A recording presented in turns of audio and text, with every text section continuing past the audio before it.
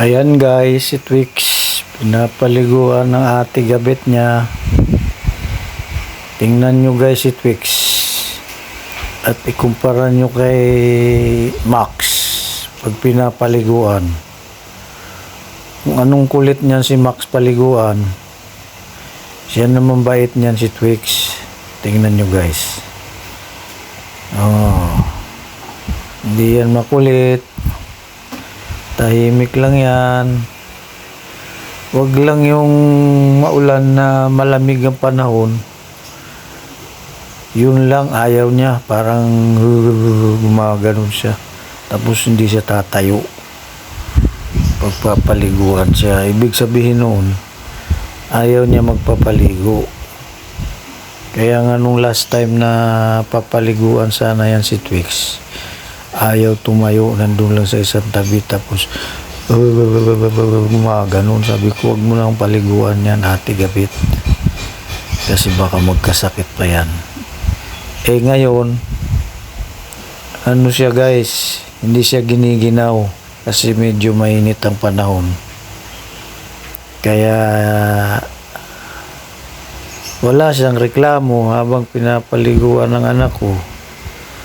Ayan hindi siya gumagalaw, sinashampoo, tahimik lang siya.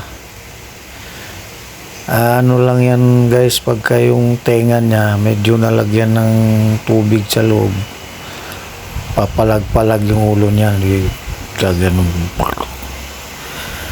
Pero pag hindi, tahimik lang yan. Ayan bait. Mabait yan si Twix. Basta nainitan siya, gusto niya magpapaligo. Ganyan. Ayun yung siya Ika siguro ang bait ni kuya, samantalang ako ang kulit ko paliguan.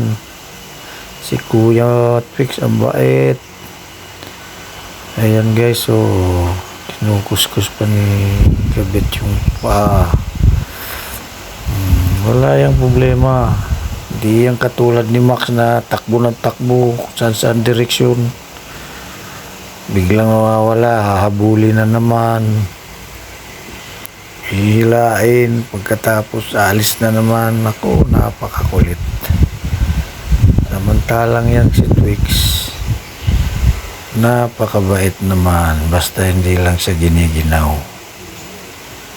Ayan. Kaya siya, nasa shampoo siya ng mabuti kasi hindi siya magalaw, steady lang siya. Kaya talagang nasa shampoo siya ng maayos, kaya pagkatapos paliguan yan, ang bango. Paliguan ni gabit yan, bunso kong anak. Every Sunday wala siyang pasok. Mahal na mahal niya yung mga pets na yan. May mga dog food pa yan. Tapos pag nagkakasakit yan, minsan pinapakonfine pa yan sa veterinary clinic. Ayun, pumalag-palag na yung ulo niya. Siguro meron ng tubig sa tenga niya. Pero hindi yan takbo ng takbo kung saan katulad kay Max. Steady lang yan si Twix. Diba? Mabait yan. Twix! Bait yan. Ayun isa nanahimik sa sulok si makulit. Twix yan, mabait yan, paliguan, kahit sabunin mo pa yung mukha niyan, shampooin. Tapos pag binanlawan yan, hindi rin yan takbo ng takbo. Banlaw na ate. Ayan na, tabo-tabo lang banlaw. Talagang nakukuskus yan ng maayos guys, kasi nga hindi siya makulit tulad nung isa. Yung isang bus, takbo dito, takbo doon. Yung isa, ito, napakabait Yun yung isa, oh. Nahimik na doon sa sulok. Yan. Tahimik lang yan. Ang bait niyan. Si Twix. Sanay yan sa ligo. Kasi ano na yan. 9 years old na yata yan. 9 years na siya pinapaliguan. Yung si Max. Wala pang 1 taon yan. Hindi na ano yan, takot yan sa tubig. Yang si Twix, bait-bait. Bait-bait, Twix. Hindi makulit. Mapaliguan ni ate, hindi malikot. Ayan, very good. Very good si Twix.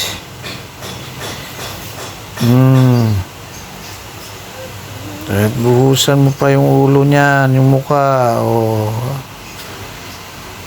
tahimik lang yan. Yan ang mabait na aso. Hindi pasaway. Push na ate. Ate Gabit.